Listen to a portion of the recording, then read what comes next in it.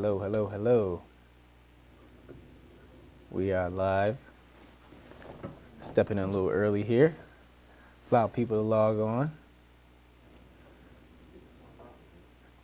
Dr. Stevenson, how are you tonight? I'm fabulous. How are you? Fabulous.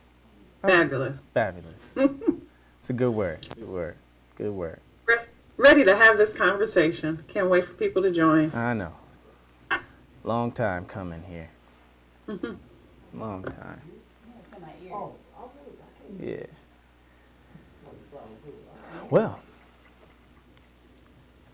so you said you were on WOFO today, radio station, local radio station. Yes, 96.5 on the FM dial. Mm-hmm. With Mr. Anderson, Jim Anderson. Jim Anderson, yeah. Along with my goddaughter, who's the poet laureate for the city of Buffalo. That's your goddaughter? Yes. Small world. The gentleman who done all our videos for our website and everything, he recorded her, and he was showing me her before she became the poet and everything. And he was like, have you heard this poet? I heard of her. And he showed me her video, and it was amazing. I was like, oh man, she's good. Then and I was like, oh, it's her. Yeah. Yeah, she was actually at our house the night the incident happened. So she took it personally. Yeah, that'd be nice. We could connect some type of spoken word with that, Speak that out. We were a part of Kelly Galloway's Freedom Gala, yeah, and she had some amazing performances, and spoken word was a part of that too. So, gave me an idea while we were watching. I was helping out. I was doing the lights. I was doing the spotlights. I was like, Kelly, I just want to help you serve. What can I do? She's like, I need somebody to run the lights. I was like, all right, I got you. Spotlight. So, yeah, it was good. So, small Buffalo. Small Buffalo. Yeah. Well, we are gonna get started here. As folks are logging in, we can just set some expectations as people are logging in. Tonight is the just is a conversation, and our conversation is going to be a personal one. We are, going to share some personal experiences. We want to share our stories, who we are, because put a face to it. We are people. We are humans. Our children, they're people. This is not just something that you saw on the TV, and we don't want you to feel disconnected from that. We want you to really feel where we're coming from and our experience and what we lived through. And then we're going to talk about some key takeaways that we learned from this situation and how we can go forward. And really, we started this as a podcast, and we think that it will be more to come, and we have a theme for the next one as well. And with diversity, equity, inclusion at the heartbeat and the center of this, because it kind of boils down to that. Yeah. It can't stop here. It cannot. And so, as you said, we have a theme for the next podcast, but just the outpouring from individuals and from our own individual experiences, this is necessary. It's been a long time coming. So I think we are the appropriate people to at least launch it, but we're not the only people to speak about it. And I think if nothing else, as we share our stories this evening, those who are listening, either from the live or from the recording, you realize that you have a voice as well. That's so important. That it is just not about my personal experience and your personal experience, that we all have a voice. And it's time that you activate it. Yes, yes. So let's go back. Let's talk about your personal story, who you are, how you got to this point in your career, what you do, where you was born. Oh my God, that's too far back. Yeah, but just share a little bit about yourself. Okay, so I'm Dr. Deana Stevenson. I'm a resident of Orchard Park, but I grew up in the city of Buffalo. For those who may not know, I grew up in the Sperry Park area of Western New York, and graduated from Lafayette, decided to go to medical school. My mama went to Lafayette. Oh, really? Yeah. We may know each other. Yeah. We'll have to talk about that offline. Hope it was a good interaction. But at any rate, went to medical school, realized I did not want to practice medicine, so I started teaching and absolutely loved it. Became a principal in the city of Buffalo and loved it so much that I wanted to be able to share my systems and processes and procedures and strategies with other administrators. And so now I am the founder and CEO of a company called DocDeana Enterprises. And I teach principals how to put systems in place. How ironic. We're going to get to the irony behind that momentarily. I support principals and superintendents on making sure that they have systems in place for student success. Like, that is my model. And so you're in multiple school districts in the Western New York region. Throughout the country. Mm-hmm. So we on a national level here. We national, but okay. Trying to get international. Oh, okay. Sprinkle that in there. But at any rate, this is what I do. We met, kind of ironically, how we met. Yeah. You want to talk about that? How we met? Yes. So we met. Who are you? What do you do? How about who am I first? Yeah. So I'm DaMar Dowell. I'm the co-founder of Team Dowell Inc. One of our subsidiaries is Equipped Trainings. And my wife and I co-founded the company. Very similar. I grew up in Buffalo, New York. Went to what was Seneca Vocational High School. It became MST. Currently is MST. Went to Erie Community College. Graduated from there. Also got a degree from Full Sail University. Began teaching and taught for about 6 years as well, so I was a teacher as well. And I was on my way to becoming a principal. That was my thought initially. But while working, I worked at the Gow School. Shout out to the Gow School, wonderful organization. And they had programs in place there for students with diversity, because it's an international school, so students are from over 20 countries usually, and over 20 states usually. So there was a lot in place for diversity, for inclusion, and I would go to those meetings with the students and hear their hearts, and we were implementing having girls in the school over the last 8 years. And so when I was there, girls had been at the school for about 2 or 3 years. So it was a very brand new concept, about 150 students, but at the time when I first started, there were like 12 girls. So it was a journey of, their voices being heard. And I could just remember talking with them and some of their personal conversations of how they were feeling in regards to wanting their voices to be heard. And the Gow School did a great job of trying to hear those voices as well as the diverse population. And from there, it just sparked a desire in me to want to run my own thing and have diversity at the center, the arts at the center, education at the center. And a few years ago, probably about 5-6 years ago, we went on a journey of starting Team Dowell Inc. And it grew into us getting into corporations, trainings of different sorts, diversity, equity, inclusion, anti-harassment, anti-discrimination, character development, some wellness, a lot of public speaking and things of that nature. And so how we met was you did a presentation at Hansa and we had an office there. And it was actually, I'm pretty sure it was for women. I mean, you had women in there. But I had heard of you. I was like, nah, I'm going to make sure I go. So I went in, and I thoroughly enjoyed your presentation. And then afterwards introduced myself. And when I told you what I do particularly with diversity, you said, oh, really? Like, I'm gonna call you. And you called me. You ain't just say that. You called me.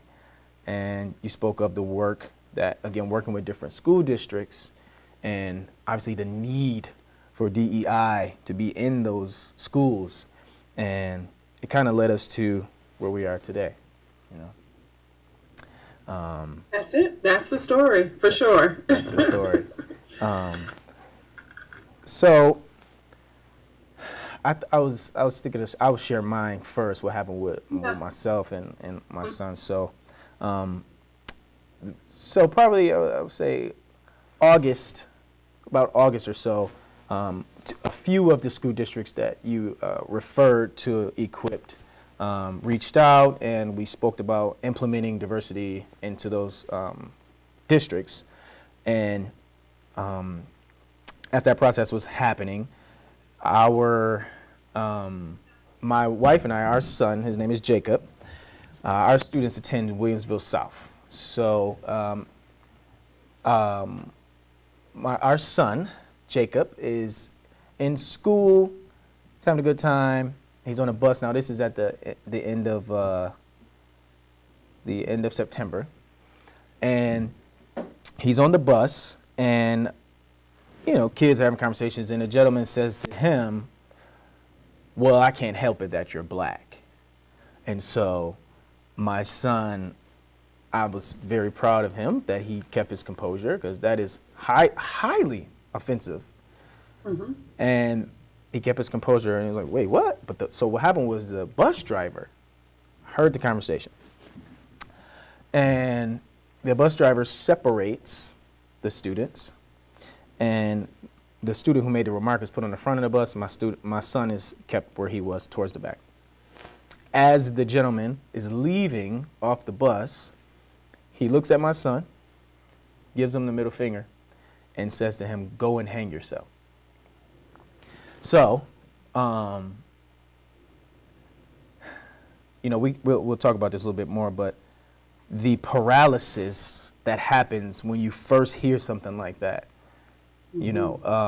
as a parent, So what happened was we got a phone call. Our son, he actually didn't even mention it to us. And again, it was a conversation of us having, we were kind of been having over this time. It's like, even the students feel kind of like, this is what happens, because we were at a different school district, and this same incident happened. A student said to my son, we can't sit with you because you're too dark, right? And when that happened, this was years ago, but I, even though this is the work that I do, I still felt like, are you kidding? Kind of paralyzed in a way. Paralysis is a great description. What am I know I need to do something. I'm just not sure what I should do. Right. Right. And you stuck. Yeah. Right. Mentally too. Mm-hmm. But that was years ago. So this current situation on the bus with my son, this guy says this to and then the question came to my wife and I, like, what if our son was like, he struggled with his identity? What if he just like wasn't sure of himself? We raise our children up as best we can, and we have a good relationship with them. And he's a good kid, so thank God it happened to him not thank God it happened to him, but it happened to him where he took it and he didn't internalize it, right? Mm-hmm. But it still hurts. It hurts. It stings to hear that. We had a conversation with him, and his head was down the whole time, and but in his mind, that's just the way it is. That's just what kids do. And but we felt very empowered in this moment. So particularly that we're working with school districts to see what they're doing and to implement diversity. So we called Williamsville South. It's Mill Middle School is the school he goes to, and we called Mill, spoke with believe one of the principals, and, you know, trying to be as gentle as possible. Hey, so they actually reached out to us, explained it to us. They spoke with my wife first, and it was that kind of paralysis. When she told me, I was like, nah, babe, we calling. Mm-hmm. So we call, and I speak with the principal, and she just goes into, I ask immediately, okay, what is being done for this? Because I'm pretty sure if my son would have decked the kid for saying that in his face, which I probably would have did when I was a kid. My son is just a good kid, man. I might have done that. But he didn't do that. So what's in play? What are you guys doing for this? And so she couldn't divulge all the information for privacy reasons, but she was able to tell us that. So my son told me that the student was removed from. He's like he hasn't been around in some days. So the student being removed from class. The student was had to take a diversity, equity, inclusion course because I was fully going to tell him, my company has the courses if you need it. We can help you. We can help you. We have an online course available right now. So the student had to take a course, had to have meetings with the psychologist. I believe it was a psychologist, might have been a counselor, but to have regular meetings with the psychologist over a period of weeks, talking through why that was wrong. What were you thinking? Why was this okay in your mind?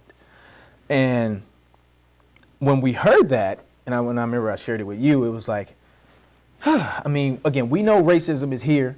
This is why we're sharing these stories. Racism is here. It has never left. It probably won't ever leave. But it's not okay for that to happen and nothing to happen, right? Absolutely. Yeah. So when we heard that's what they had in place, I talked to my wife after. I was like, babe, they're doing their job. Like, I don't know much more we could ask for. Another level would be having the parents involved. We'd love to hear that, or having us involved in that conversation. And that's something that our company helps to, help individuals do. But that's a next step. But it was good that they had something in place. So about a month later, in conversation with my son, and I said, son, Jacob, what happened with that young man? I said, have you seen him? I'm thinking, like, did you see him? Have you seen him around? Has he said anything? And he said, oh yeah, Dad. He came to me and he apologized, and of his own recognizance. And man, that was to hear That's that. Power. Right. It works. It does. In a way. Is he completely transformed and all of that? But he came to the point of repentance. Mm-hmm. You receive the information, and then you do something with it. He came into him and apologized. And so for us, that was just amazing. Again, shout out to Williamsville South District, to Mill Middle School for having something in place, a system in place to where we know stuff is going to happen, racist incidents and things or whatever that may be. It may be an inclusion incident, it may be an equity, but something's in place to where something can be done and remediation happen in our, there was a good ending to that situation. And so that happened a few months ago. And again, the connection of you and I, of just the incredible how we are the ones in the schools trying to do this. And this happens to my son and then a few months later, your situation happens. So you can just go into that a little bit. So, similar situation in the sense that it was a school event. And my daughter is a student at Orchard Park High School. She plays varsity basketball. And they had an away game at Southwestern High School, which is in Jamestown. I'm just going to go get right into what happened because sharing some of the other items, I'm not sure if I'm ready to share those. Mm-hmm. But she was at the foul line, and there were a lot of students. I guess I have to preface with there were a lot of students. There were a lot of people in attendance at this game. This was, and I was surprised that really that there were so many people, because girls basketball, there's typically not a lot of people in attendance, and it was the Bills Monday Night Football game. So I'm thinking, isn't this Bills country? But at any rate, she's at the foul line, and they have a student section that's about 50 students in the student section. They're loud and they're being annoying, but they're being kids, and they're not really saying anything inappropriate until she's at the foul line. And as she's, dribbling the ball, getting ready to take her first shot, I hear noises, but I can't quite make it out. But I'm like, something just doesn't sound right about what it is that they're saying. So she takes her first shot, she makes it, and then they get louder, and I can see her before she takes the second shot. She turns and she looks over, and I'm like, okay, so she hears it too. And they got louder, and I realized that they were making animal sounds. And I guess I have to tell a little bit about the fact that I'm there alone. Right. I'm at the game alone because my husband and son are at the football game. And I'm the only, besides my daughter, we're the only people of color in the entire gymnasium of about 100 people. And I'm like, they're making noises. So the paralysis that you said, that you referred to, is so on point. Yeah. Because I'm looking around, I'm like, I know I'm not the only person that hears this. Right. Because I know that my daughter hears it because of how her stance at the foul line. And they're loud at this point, and it's quiet. You know what happens when someone's at the foul line. You can hear a pin drop, because it just gets quiet. It's like, that's just like an unwritten rule. But I'm like, they're making animal sounds. And I stood up. Is anybody gonna say anything? And it happened so quickly that, she made the second shot in spite of their making those noises, and she runs down to the other court, and she's in foul trouble. So she gets her fifth foul, and she fouls out. So the noise gets louder, like they're drowning me out, because I'm still focused on, wait a minute, can we rewind Right. the tape, because they were making animal sounds, and they were referring to her. And so the game goes on. There's only like a few more minutes left before the game ends. And so after the game, she comes to me and she says, did you hear them? Yeah. Did you hear them making the monkey calls? Yeah. And I said, oh, so that I did hear that. And so she's like, she points to a student and she says, that's him. He was the one, after I made my first basket, he said, let's get louder with the monkey calls for the black girl.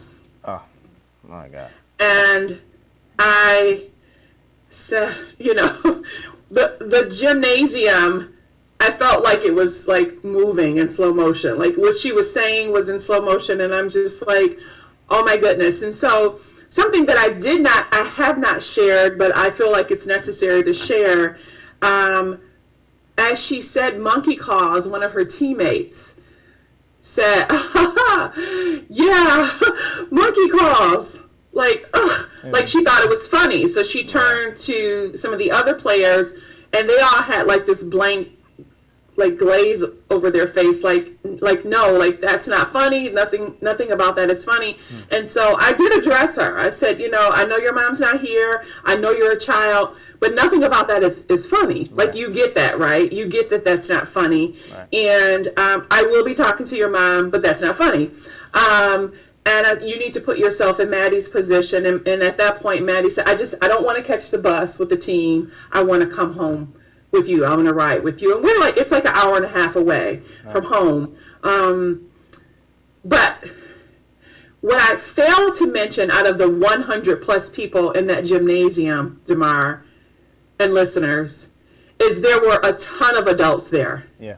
It wasn't just the 50 students, because this school had a halftime Can we name the event. school? Let's name the school too. Oh yes, Southwestern High School. In Jamestown. In Jamestown. Yeah. Southwestern High School. They had a halftime show. They had a cha-cha slide competition. They had a 50-50 split and some type of beanbag toss. And there were adults facilitating it. And no one said anything.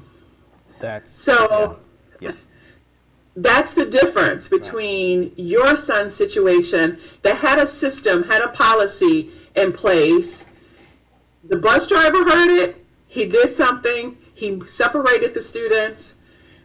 You're telling me that in a gymnasium that was quiet because a student was at the foul line, an athlete was at the foul line, no one heard. My daughter and I were the only ones that had a deaf ear to it. Right.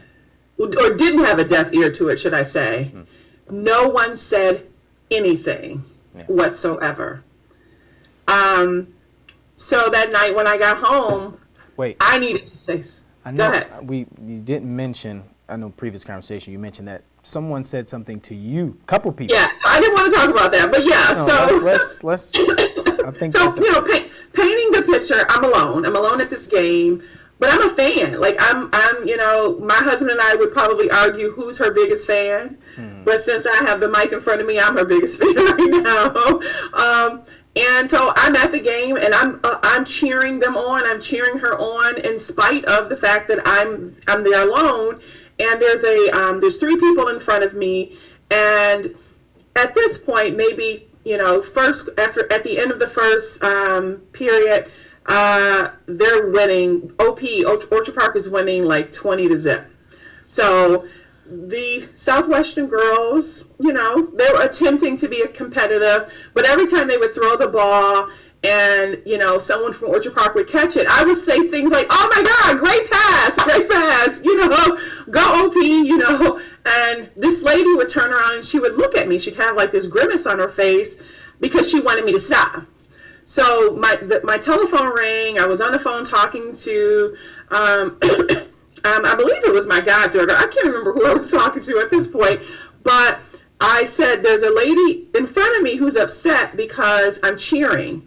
And so the gentleman that she was with had an exchange with me. Nobody's upset that you're here. We're happy that you're here, like whatever that means. But I got off the phone and I just kept cheering, and she kept turning around. So finally they got up and left.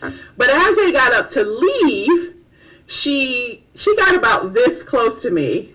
She took off her mask and she said, "You're an a-hole."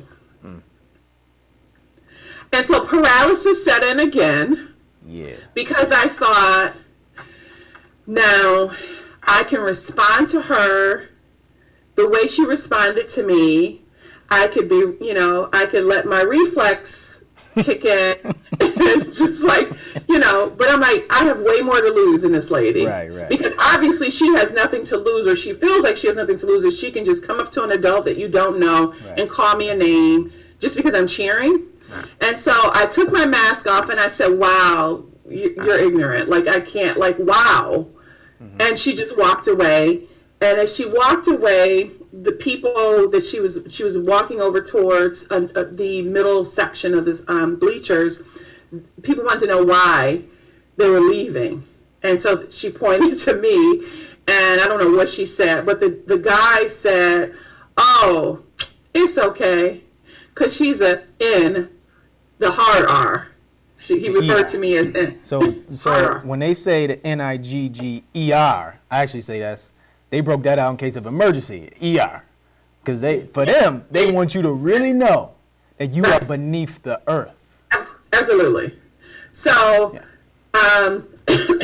so all of this happens prior to the foul line incident. Right.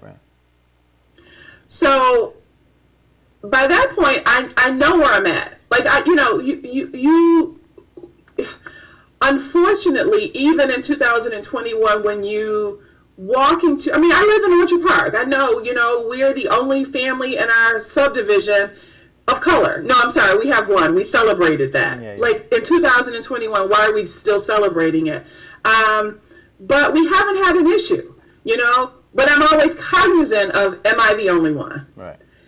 I don't let that stop me, but I'm at least cognizant of it because I have to be. Right.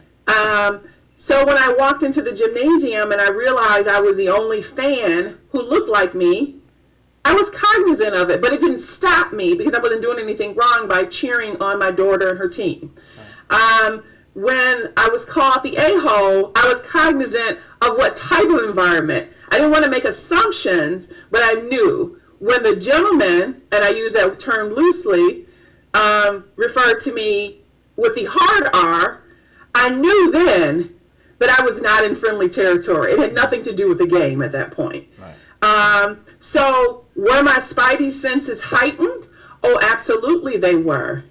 But that doesn't negate that my daughter didn't know about me being called the a-hole when she was at the foul line, right, and she heard the monkey calls. My daughter did not know that someone else referred to me with the hard R, but she heard those calls. So it wasn't that I was like hypersensitive to the situation, but it happened. Even if you were hypersensitive to the situation, that's wisdom. One reason being, you have to drive with your daughter an hour from there, and they're calling you the hard R. We don't know what they could follow you. I mean, this is what we think when we're in a situation like that. You could be followed. I mean, like, we feel danger is there, and you're not with your husband. He's at the game. Like, people don't understand it's an entire process with it. That it's not just somebody saying something, oh, just kicking the breeze. No, that's a threat. That's a threat. It is. That's a threat.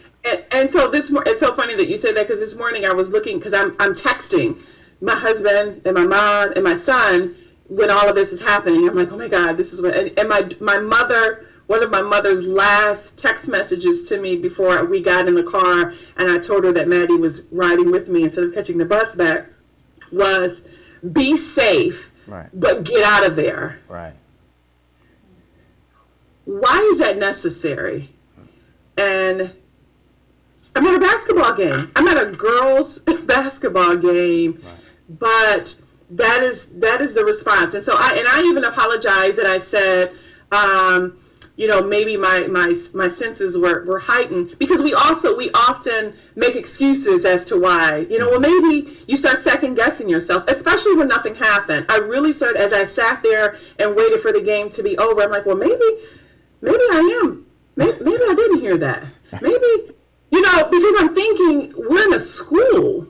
We're not at a WNBA game or an NBA game or a Bills game. Even at a Bills game, they have a number. If fans get unruly, call the number. Right. They have a system in place, right, for unruly fans. Right. They have a system. And so the fact that nothing happened, I sat there for those, few minutes before the game ended thinking, maybe that didn't happen. Maybe I'm just so sensitive to being called two names by two separate people, that maybe it's me. Maybe I'm kind of happy that she fouled out, so I can just sit here and be quiet until the game is over. That's also the thought process that went through my head. Isn't that? That's like horrible. Right. So much. So when you're the days following. Again, when we followed up, I mean, they actually reached out to us first. I think I mentioned that, but they reached out to us first because our son didn't even say anything. So they told us about the incident. They told my wife first, and I called back, and then I called again just to, but the response that they had was not to your liking. Right. Well, so this happened Monday, December 6th. When I got home, because I had to do something. I'm like, I got to do something. So I emailed the principal of Southwestern High School, as well as the athletic director for the district, informing them, because I don't know who they are. So I don't know if they're present.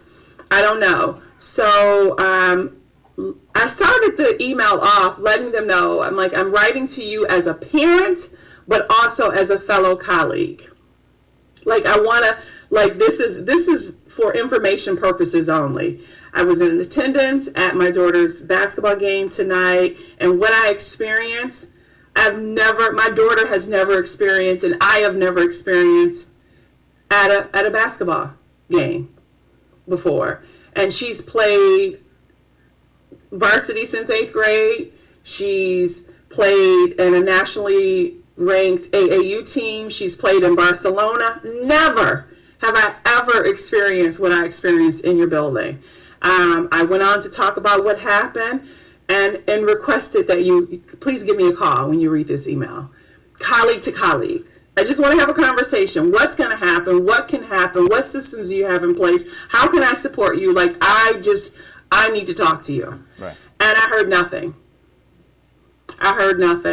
I reached out to Orchard Park, spoke to the superintendent, and he relayed to me that they received my email, but were instructed not to contact me, not to respond to the email, because their policy, so they have a policy, but this is the policy. You said Orchard, did you mean Southwestern or Orchard Park? No. Oh. Orchard Park Okay. said that Southwestern reached out to them and told them, not to me, Yeah. because they don't communicate with parents from other districts. Williamsville South do. They call me straight way. They don't speak to. So right.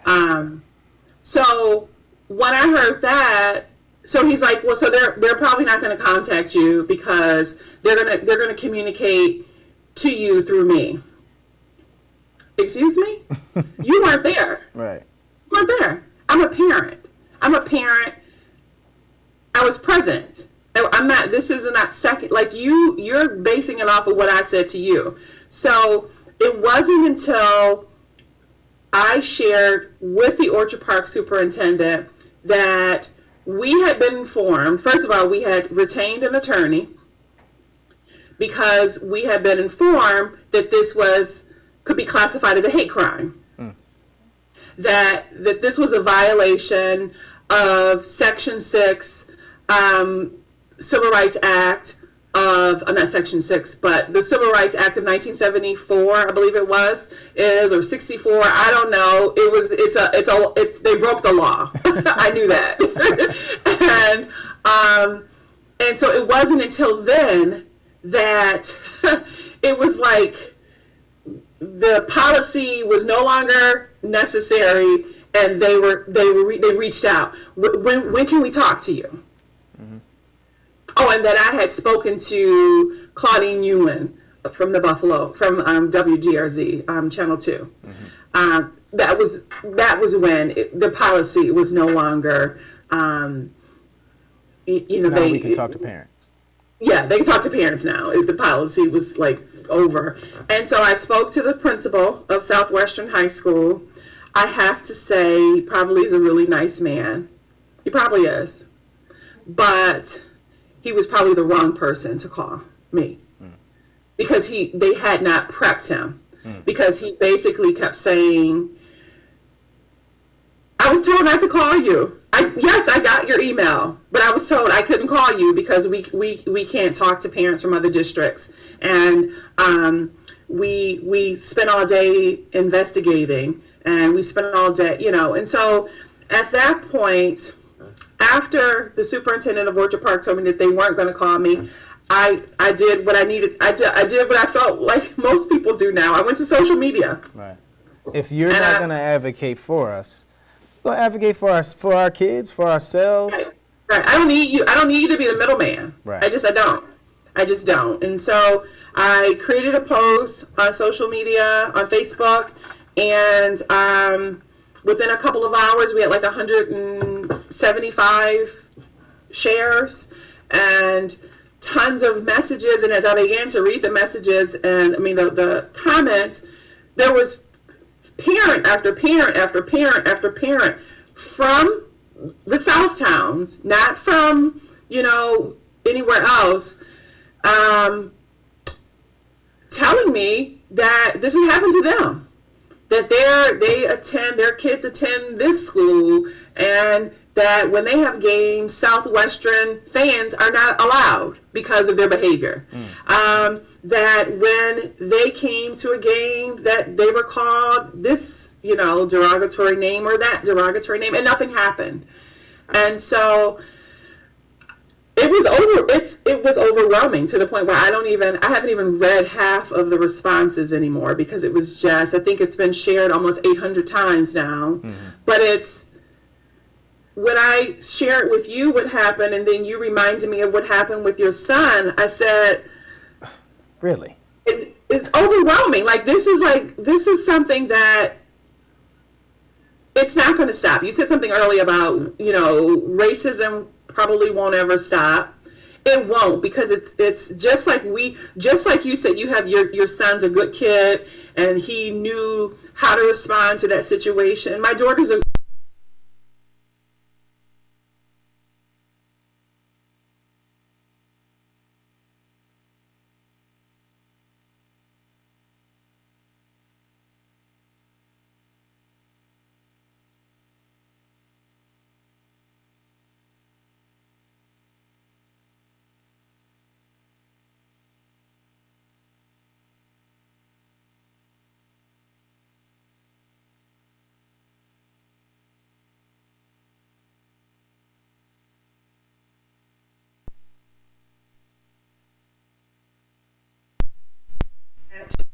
something needs to be done in schools where children are engaging with one another on a daily basis.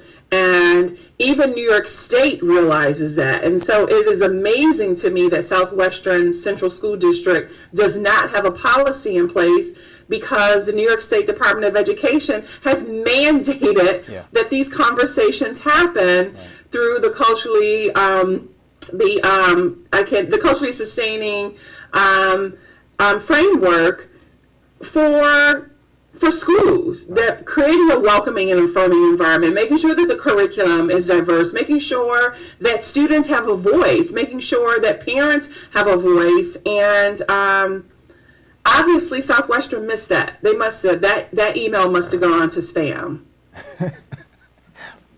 Absolutely. Probably. That's probably what happened.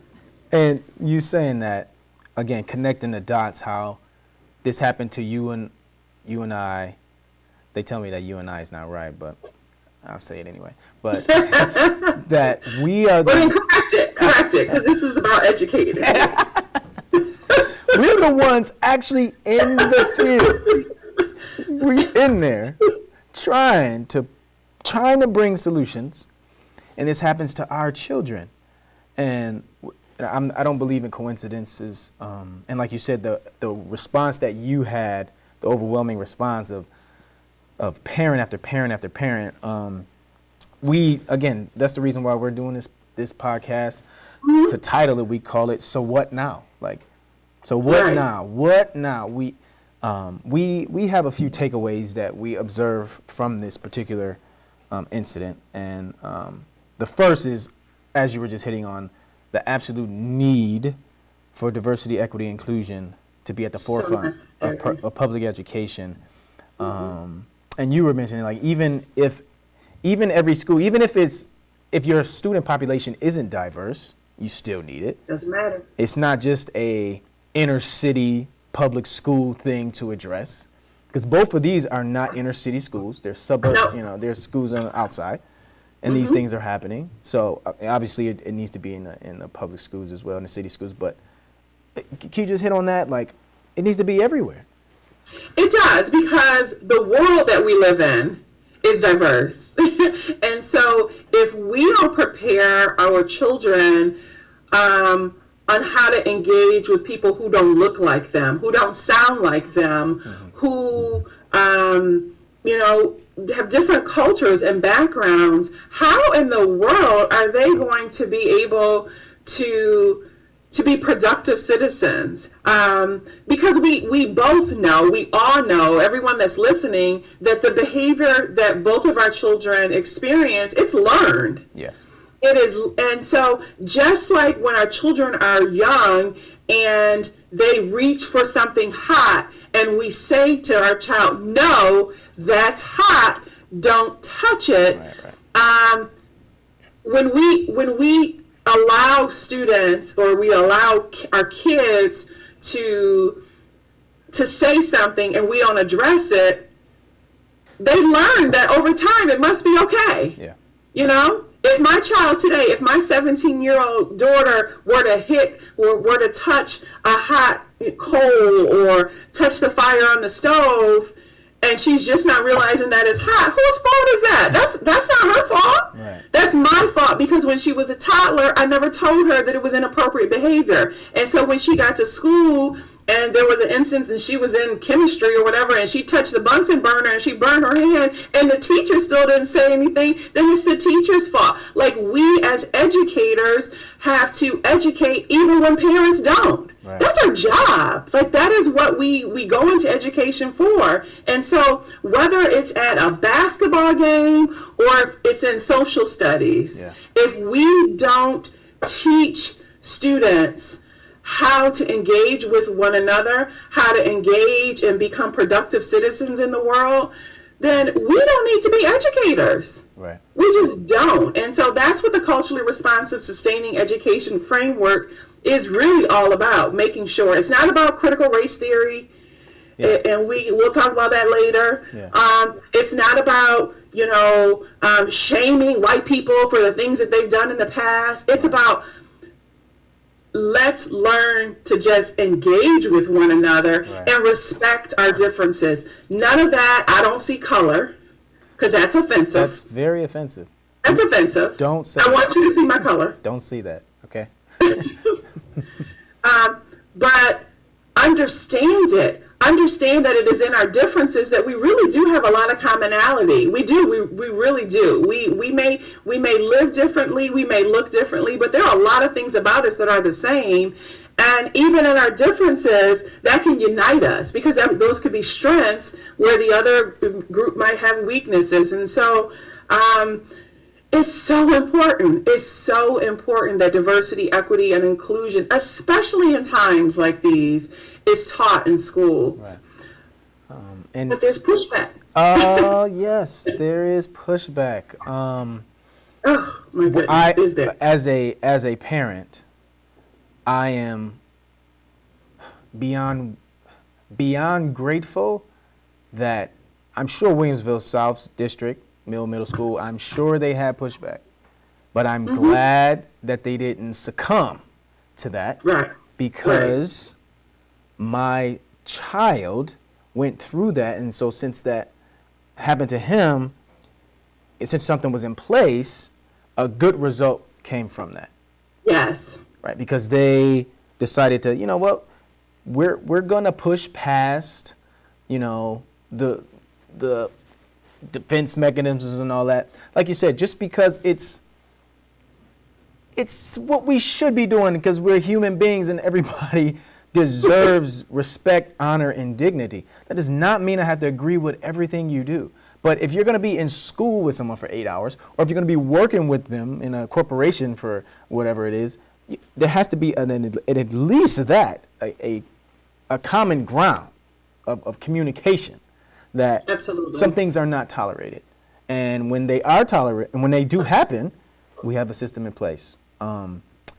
So the second takeaway, you mentioned how New York State has mandated, like the border regions passed in May 2021, that every single school district in the state of New York, this gives you ammo if you're a parent and you don't know what to do. If you're an administrator or you're a teacher, whatever you are, you have some ammo that it has been, the state agrees with it. Everybody hasn't caught up. It's been, 7 months per se. There are some who went ahead of the curve. We were talking, we haven't had exclusive conversation with middle school, but for them to have something in place, we believe they had it probably in place before September. Right. Yeah, absolutely, they did. Right. Something probably was in place before September. Can you hit on that too, that, how a system's approach of dealing with race and racism needs to be a part of every school district's strategic plan, period? Right, it really does, because incidents like what happened with your son, what happened with my daughter, happen more often than we know. That's obvious. Being proactive and having a system in place that if this happens, this is what we're going to do. It's no different than when you put systems in place for fire drills, Right. for any kind of emergency evacuation. If in case of a fire, we hope that there's never a fire, but in case there's a fire, this is the drill. In case a student is bullied, this is what we do. Right. And so, because I truly believe that this falls under bullying, that it should, if at the very least, be handled in this way. If you hear something, you should say something. And once you say something, there should be a system in place. The students should be interviewed. Both students should be interviewed. They should be able to write their statements as to what happened, find out who else was present and get information from them. If you don't have a policy in place, you have a guidance counselor. Guidance counselors are trained on intervention, on, having some systems or some policies or procedures in place to interview students and identify the origin or the root cause of the incident. At the very least, principals are trained in that. So putting something in place, but also training the adults. Right. Training the adults.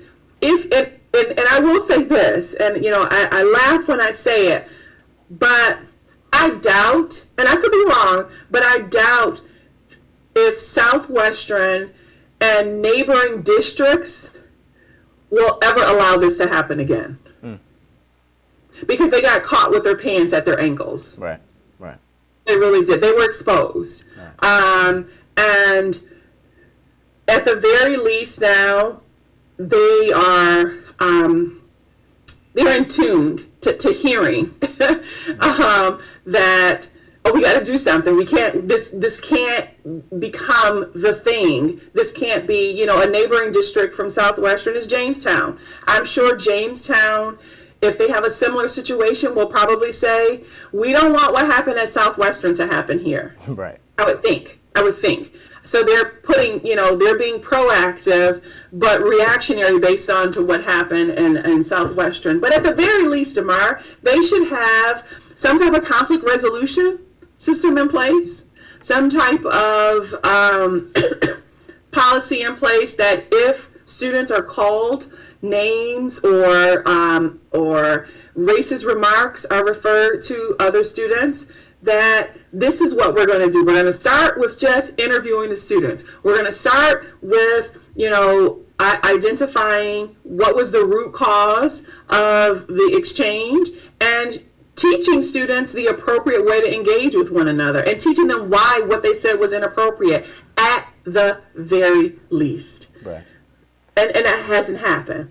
I'm hoping they had a faculty meeting after all of this, but I don't know. I don't know if that happened, but it's obvious in Williamsville that teachers have been trained, that bus drivers have been trained. Right.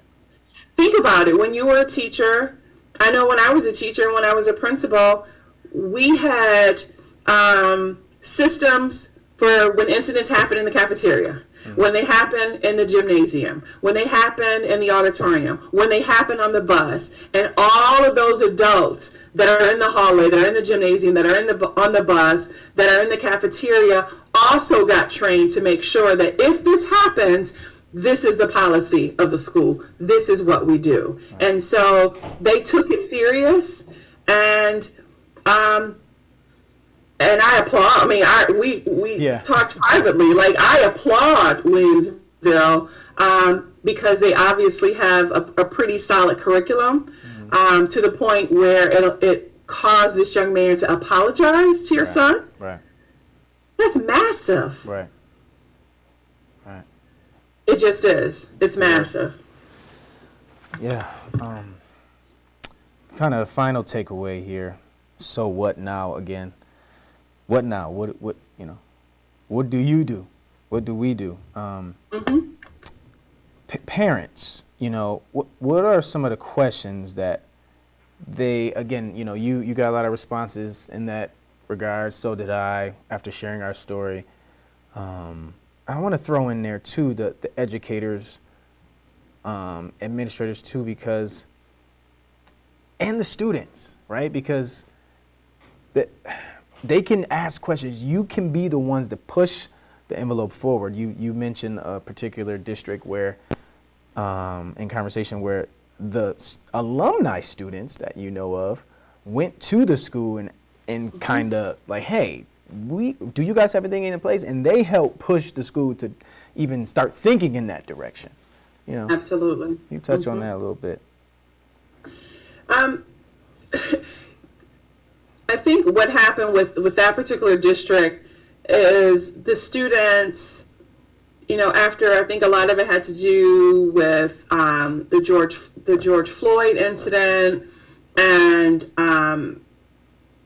Black Lives Matter, that these students had a conversation with one another. You know, they graduated, but they thought, wow, there was racism in our district. We experienced it, and there weren't policies in place. We weren't mistreated overt. There wasn't overt racism, but there were several covert incidents where we were mistreated, we were mishandled, and it was because we didn't have policies in place. When we went to share incidents that happened to administration, nothing really happened because they didn't know what to do. It was kind of like, well, what do you want me to do? You know,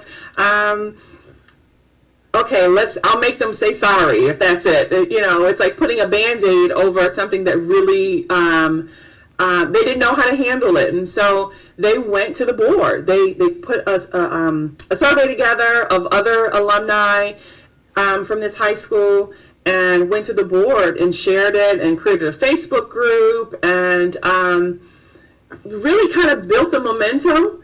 But then this critical race theory happened, wanting, teachers to stop teaching American history. This is American history. Racism, slavery happened. Right. Like, it happened, It wasn't something that we're just reporting as something that we think happened. It really happened.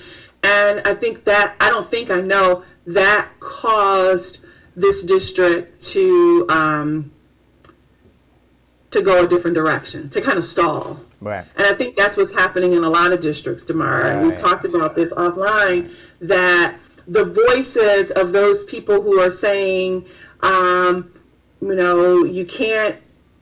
child can't read Uncle Tom's Cabin anymore. My child can't read this book. Let's take them out of the library. Let's stop teaching about, certain parts of American history because we don't want to shame our children, our white children, into making them feel bad because of things that happened in the past. Their voices are louder. Right. See, that's the point we want to get to in this conversation. How to empower you. So what now? Like,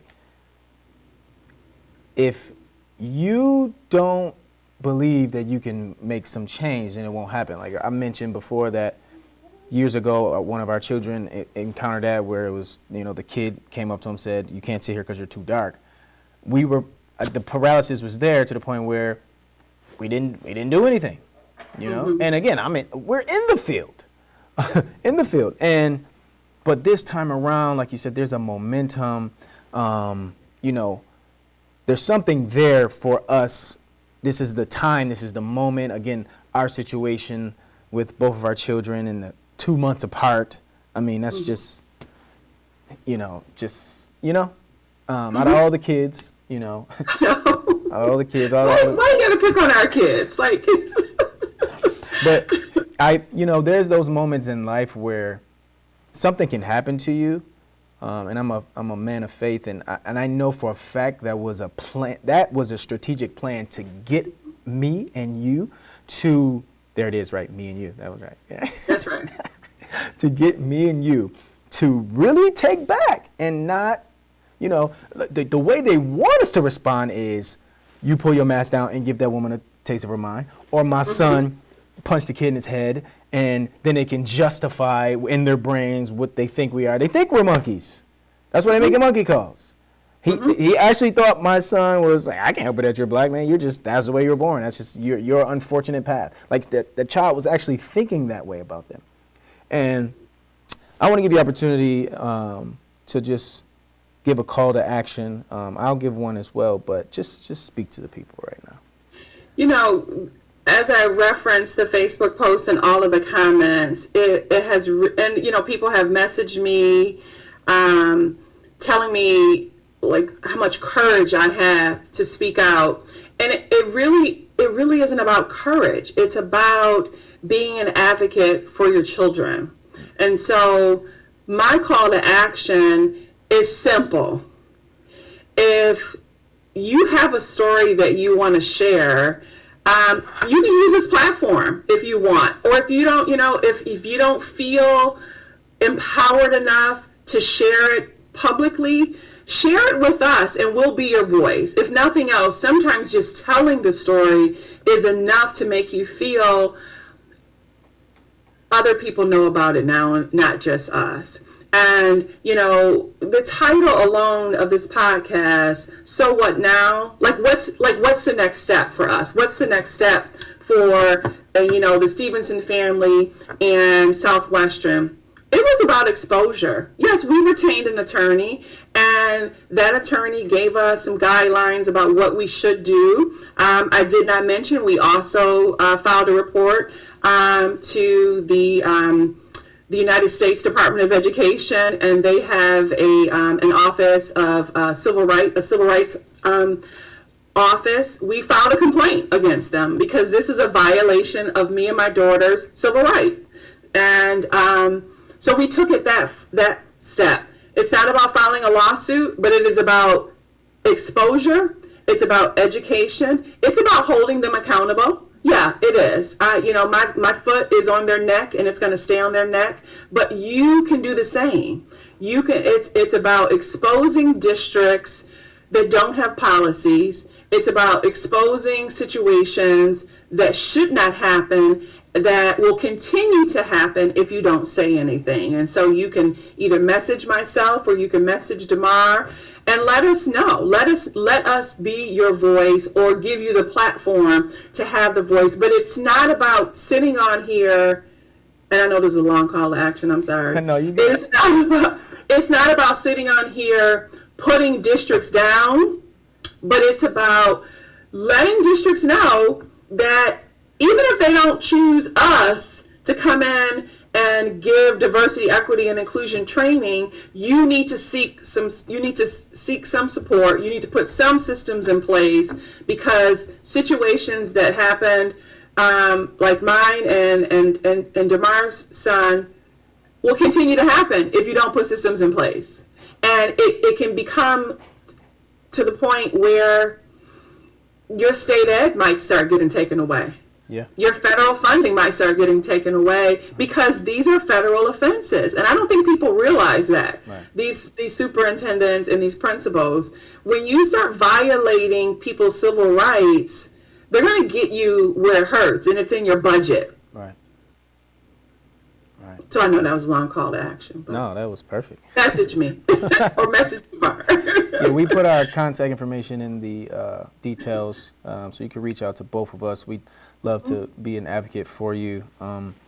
My call to action, my wife and I were a part of Project Mona's House and the Free Them Walk, and Kelly Diane and a lot of the things she's doing with fighting human trafficking. And this weekend there was the gala for, and during the gala, Kelly said that Buffalo, for those who don't know, it was called the Free Them Walk. So what they did was they walked from Virginia to Buffalo along what was the Underground Railroad, which was over 900 miles, and the goal was to bring awareness to human trafficking, which is modern day slavery in today's age. And one comment she made at the end was that Buffalo, Western New York, was the last stop for those who sought freedom from slavery,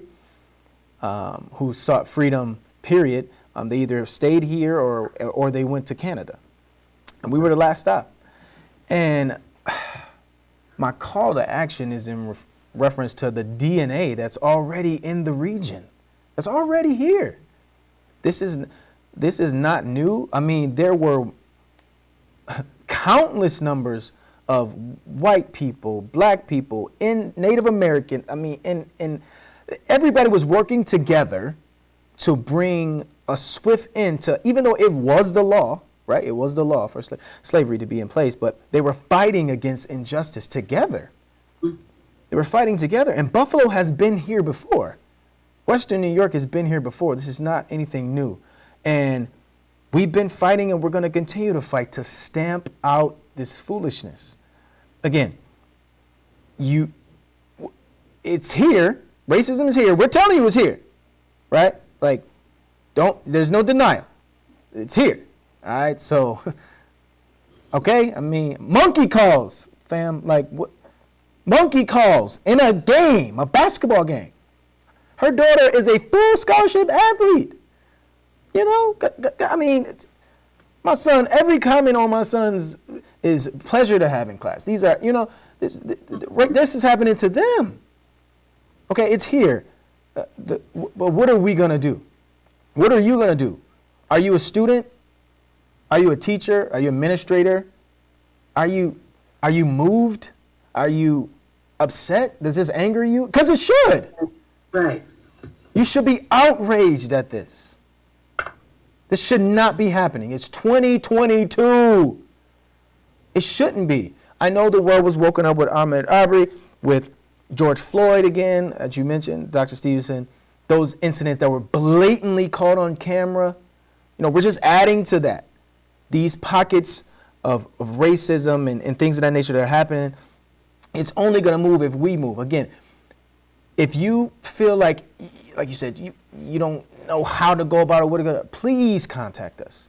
Please contact. We can help you, be a mouthpiece to you. Please share your stories with us. Again, we talked also that like someone might be an administrator, they may be a teacher, and they may be afraid to say something because they think that their district or their principal or whatever it is, superintendent, might give them pushback. Well, and we don't want to be insensitive to that. Right. Simultaneously, we need you to do that. Humanity needs you to do that, to move things forward. Jacob Dowell needs you to do that. My son needs you to do that.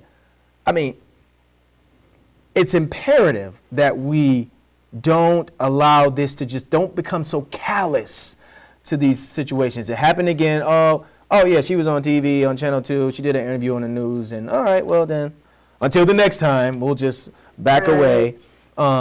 We mentioned some of the districts. You know, we know that there's a hesitancy with some of the districts to do the implementation of diversity, equity, inclusion. Again, this is not critical race theory. When our next podcast is that we will dive into that.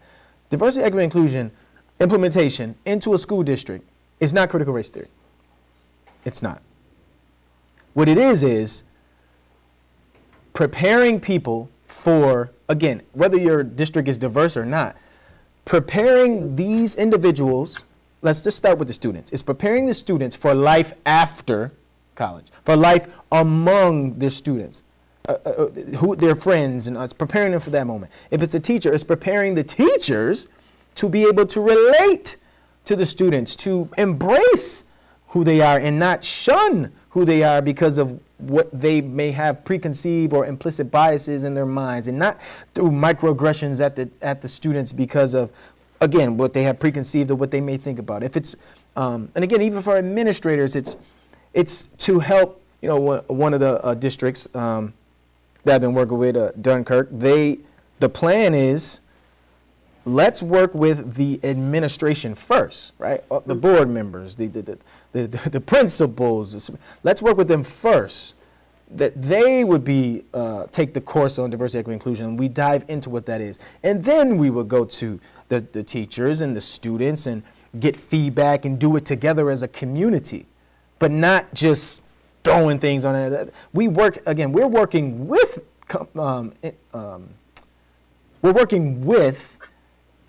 we're working with you to create these policies. I mean, even just the policy. Right. Just the policy. Your district may be different. If you're students, it may be your student body may be different. But we're working together to craft something custom for where you are. Right. It is not cookie cutter. It's so important that you say that. Yeah. And then just stressing again that it does not matter if your district isn't diverse. Yeah. It doesn't matter, because the world that we live in is diverse. Right. And so, especially for older students, so this was a high school, older students who, maybe they are in a school where it's not so diverse, but then they get a job at McDonald's or Burger King. Yeah. Can they interface with people who don't look like them and they're a customer? Are you going to call, chant monkey calls to somebody to come up to your drive-through, right, because you don't know how to engage with people who don't look like you? I'm sorry. I know it sounds so silly to hear you say that, but it's actually happening. This is actually happening. Yes. They did it as if it was okay. Like, they didn't think any repercussions, nothing. The culture. They've done it before, exactly. Probably. The culture. Mm-hmm. The culture. It is. It is definitely a culture shift. And I agree. I appreciate when districts realize that we have to start top down, because that's a systems approach to any kind of new, and I don't want to call it an initiative, because DEI is not an initiative. It is not a new thing. Oh, here we go again, the new flavor of the month. This is something that should be embedded in everything that schools and companies do, because we live in a society where people don't look the same. Right. Nor should we all look the same. Right. And so addressing things like microaggressions, addressing things, and we'll talk about that maybe on another podcast. Yeah. Those subtle things that people say. Some kids may call it, you're trying to be slick. I might be, that slick stuff that you say, and it's like, you know what you meant when you said it. Right. Or just those biases that you have that you don't even know that you have, because you haven't been exposed to dealing with them, and all sorts of other things. But putting those systems in place and starting at the highest level with the board members, with administrators and teachers, is where great DEI programs start. Right. Right. And so I know now I feel like we're rambling, because we're like moving into our second podcast, and probably our third podcast. But hopefully you found value in this. I'm getting a few text messages. I'm not ignoring people, but I will respond later, because if those of you are texting me, you know how easily distracted I am, so don't do that again. But this is good. I think this is so important. I would like to end, and I'm gonna stop talking, but I would like to end with the purpose of this is not to bash districts. And we celebrated Williamsville South for what they did. And we need to continue to do that. And so any district administrators that might be watching it, maybe call over to Williamsville and ask what curriculum what you got in place. Or contact the gentleman right there. But it's about bringing awareness, and that you cannot give a microphone to those individuals who are preaching anti-critical race theory and not put systems in place for those the diversity, equity, and inclusion, because that becomes critical race theory, because that's that systemic racism that continues. Right. You're allowing them to have a voice, but not allowing the education and the training where it's really going to support some of these issues that are coming up on a daily basis in schools. And so I'm stepping away. No. So good. We thank you for joining us. So what now? again, you can reach out to each of us. Our email information is in the details on the site there for YouTube. So until the next time, again, we will be going into the difference between DEI, diversity, equity, inclusion, and critical race theory for our next podcast. So be looking out for that. We'll email all those who registered and share that with you. So Dr. Stevenson, thank you so much. Thank you, DaMar.